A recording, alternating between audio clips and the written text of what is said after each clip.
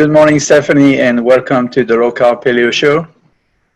Good morning, Alain and Mark. I'm pleased to be here with you today. Good morning, Mark. Are you well today? I'm wonderful, thank you. I trust you are both wonderfully well as well. Ladies first. Absolutely. I am wonderful. Awaiting this interview. Okay, great. I'm doing my best to stay well, for sure.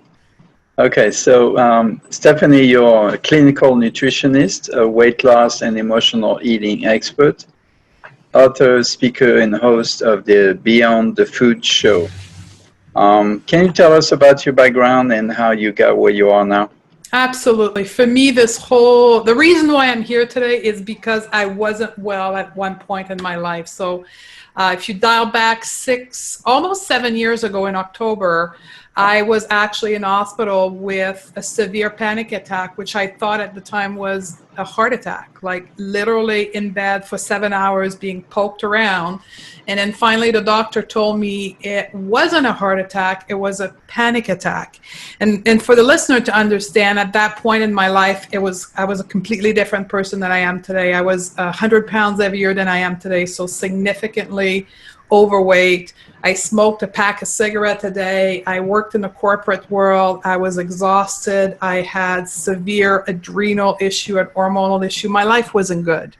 So the picture of me having a heart attack was not something that was strange. So when I discovered the world of anxiety and panic attack, it led me to find a solution naturally. And that's how I end up in the field of nutrition and natural health, to heal myself first. And from there, I discovered a passion for that and helping other people in a different mean than I had been doing in my corporate life. And I jumped in and start my website, and then later on start the podcast as well. So that's short story of my life. Right. Sounds very interesting. So what is the natural solution to anxiety attack?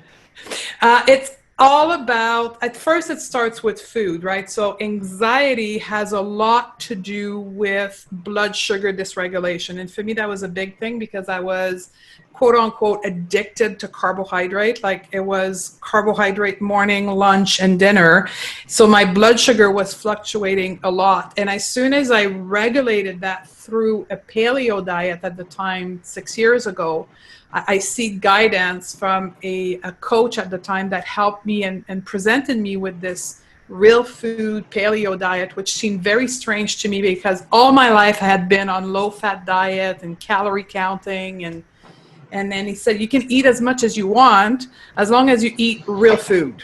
And then you don't eat these foods. So automatically when I did that and I started moving and walking, my anxiety crippled down significantly. And since the November of 6 years ago, I've never had a panic attack since then. So I would say to your listener and to you, the number one thing you can do for anxiety is look into nutrition and stabilizing your blood sugar level.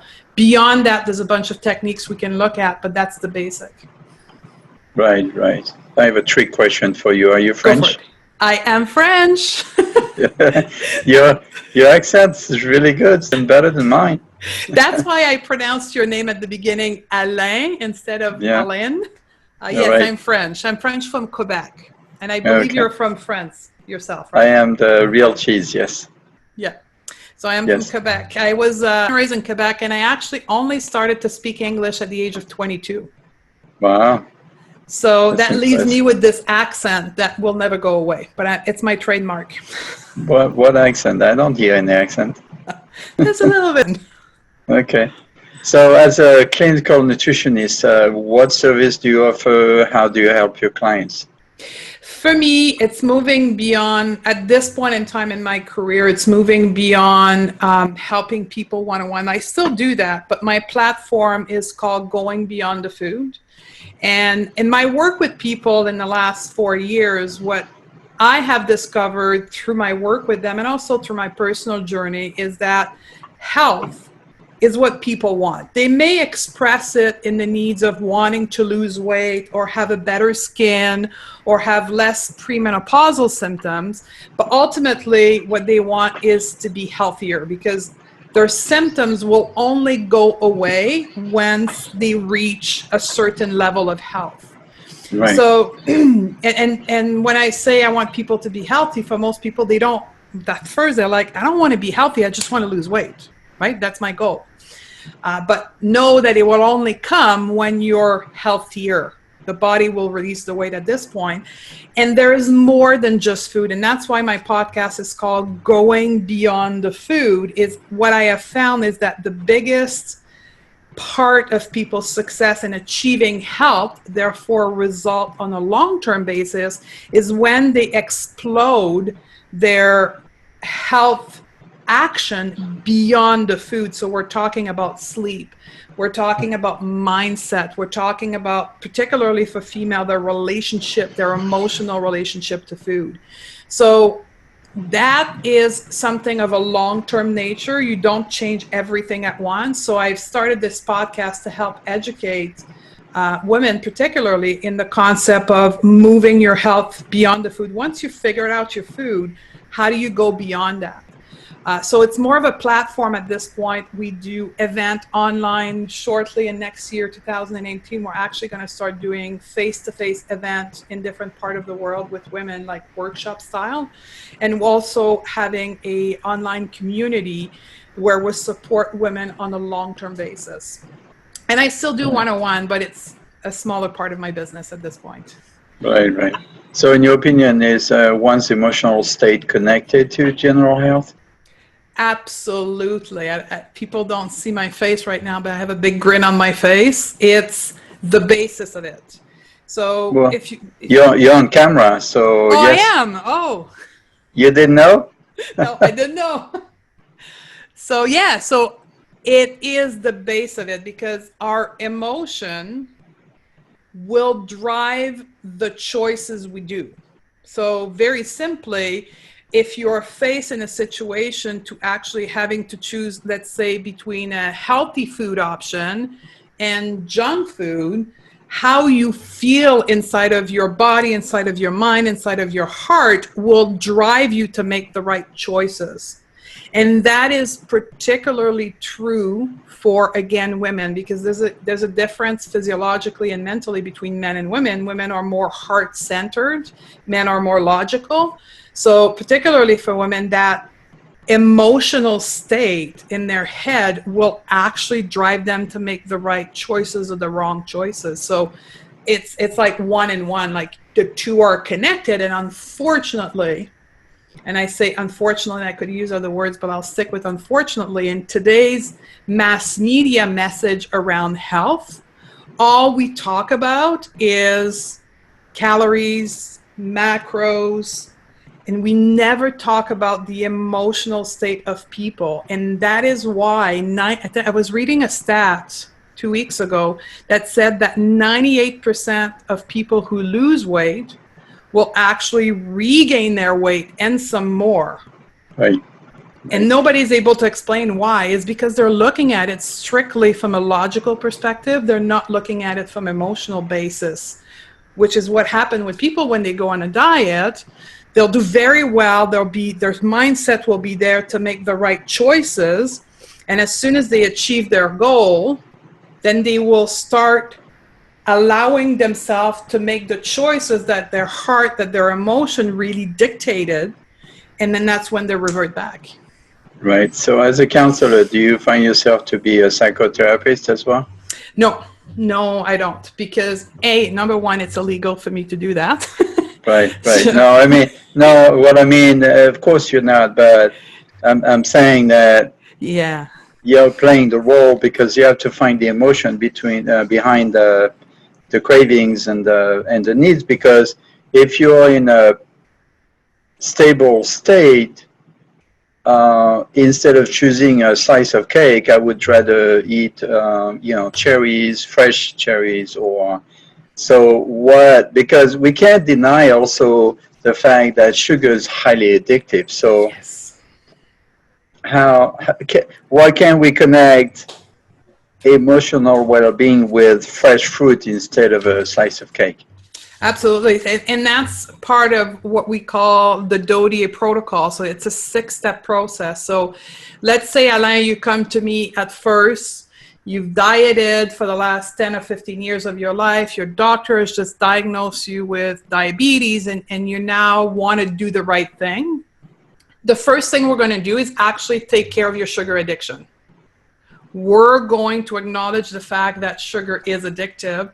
We are going to teach you the proper way of eating to get you off that physical addiction to sugar. Because as you said, there's a physical component where your body craves it. And then that usually takes about, to get rid of that physical craving, takes about 2 to 3 weeks. And then what we are left, literally, people tell me that 60% of their craving is gone once they have adopted a low-carb, real food diet. That just magically makes the craving go away. And then we're left with this bucket of emotion that drives the choices between the cake and the fresh cherries. So, to answer your question, is it psychotherapy? The magical thing is, personally, I went through therapy session for about 10 sessions, so about 10 hours a session. And at the same time, I was reading a lot of self-help book and a lot of book that will help you understand your own mindset. And then I was able to let go of my therapy and regulate my own emotion by understanding how the mind functions. And that's my approach in my community, is not to dive into individual issue, but rather help people understand how their mind function. Like a simple fact, like conscious mind and subconscious mind, people don't understand that. We teach them that so they can then, from there, understand their own behavior and with time make changes. So it's self-driven instead of being a taught therapy. So you're doing a lot of education. 100%. And that's why my work now is moved on to the world of podcasts, just like you, because it allows me to be in people's ear 2 hours a week of talking. Right. And educating. Right. So as an author, can you tell us about your book, the Crave Cure program?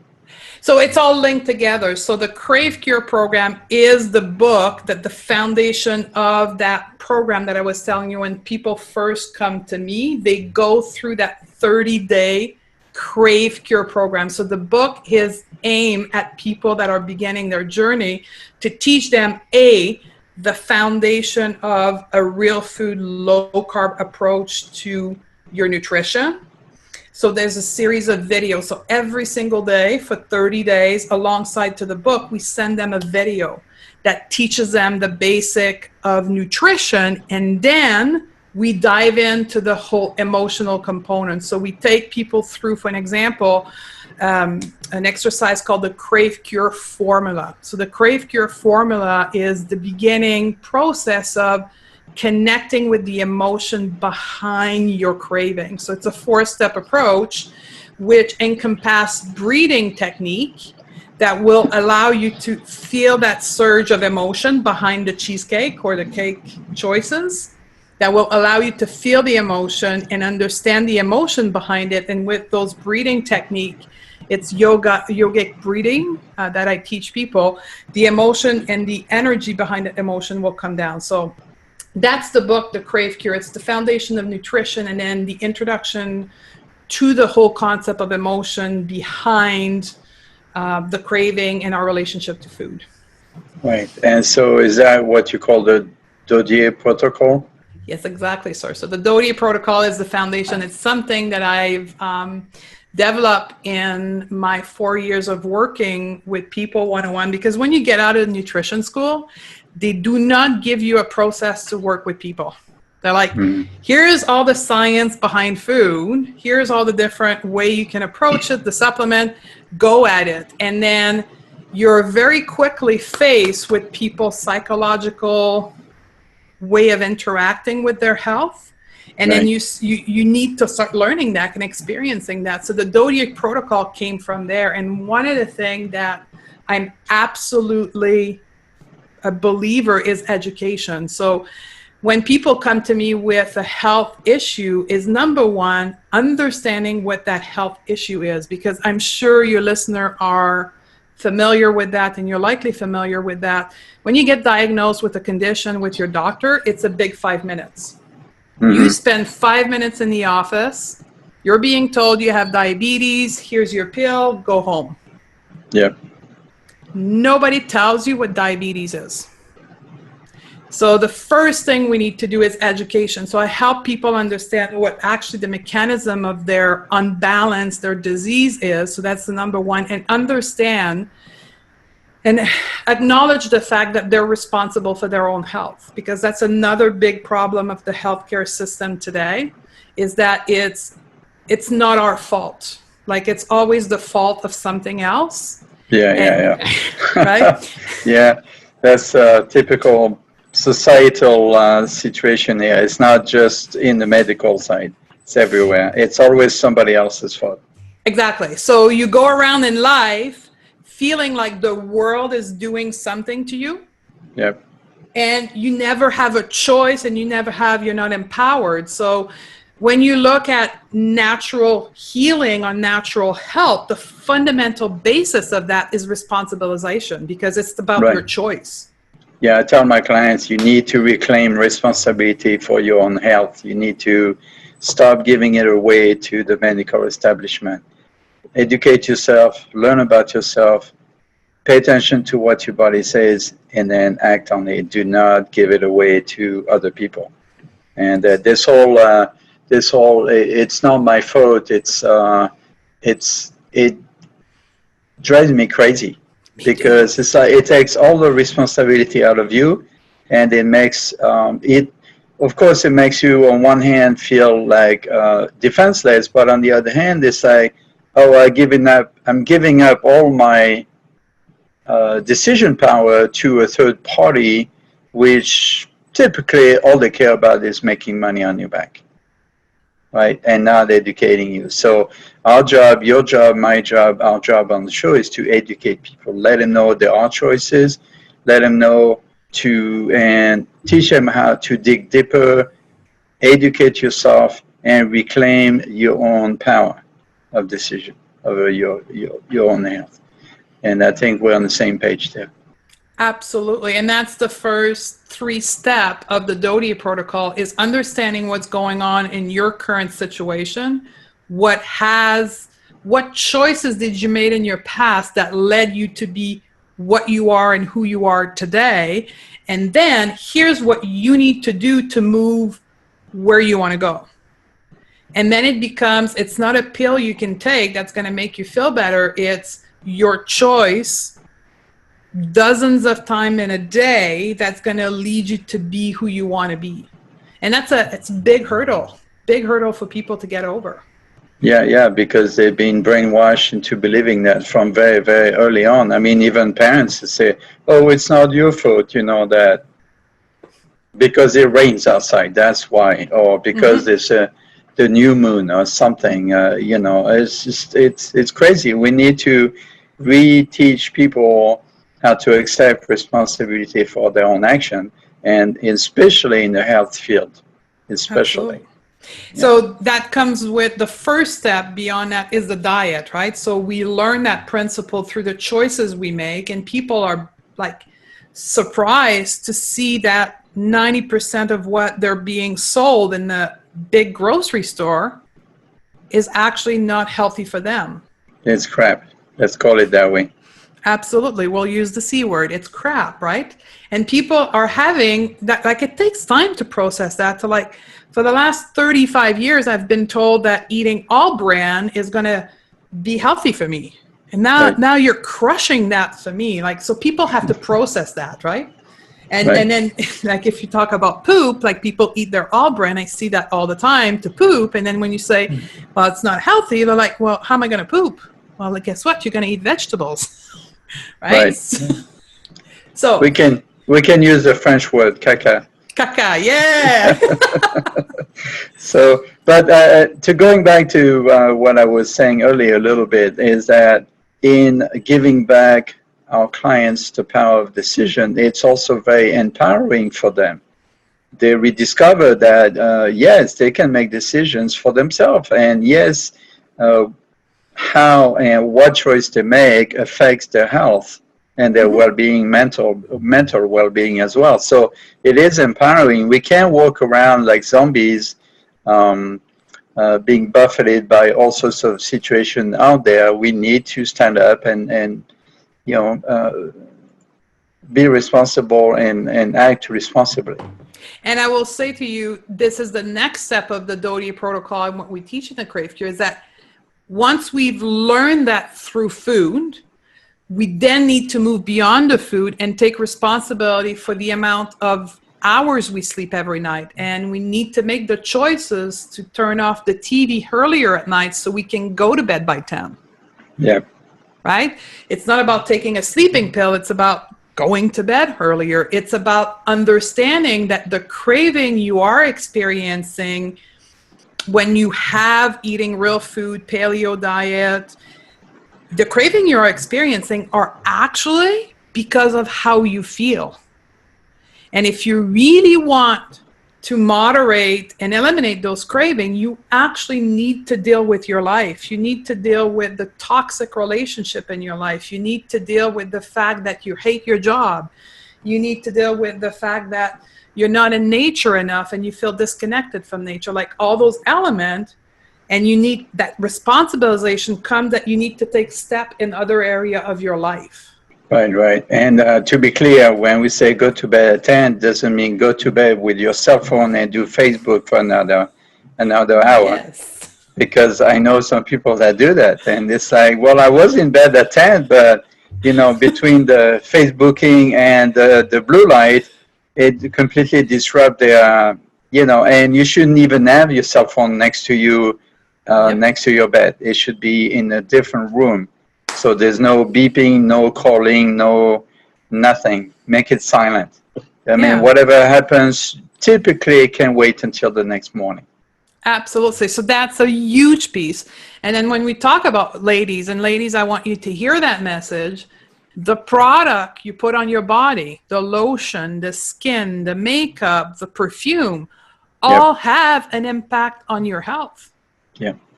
So if you're like hormonally disrupted and you suffer from hot flashes, yes, diet will help you, but the next step is you need to clear all those products you're putting in your face to healthy, safe product so you can allow your body to rebalance your hormones.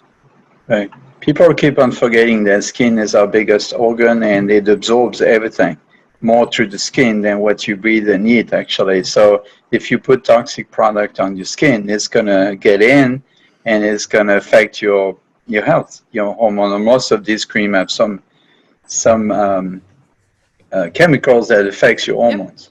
So that's another, given that I work, my environment is mostly female, that's another big mission of mine because women, even more than men, put a lot of crap on our face. And it says that up to 14 chemical products are put on a woman's face before she goes to work in the morning. Right. So we need to change that. So that's the part of the philosophy of going beyond the food, and it's layering those 6 steps so people can come out of this with the tools that they need for the next months or year to make all those little changes that me and you, Alain, have talked about, from sleeping to cell phone to product you put on your skin, so you can achieve that optimum health. Right. I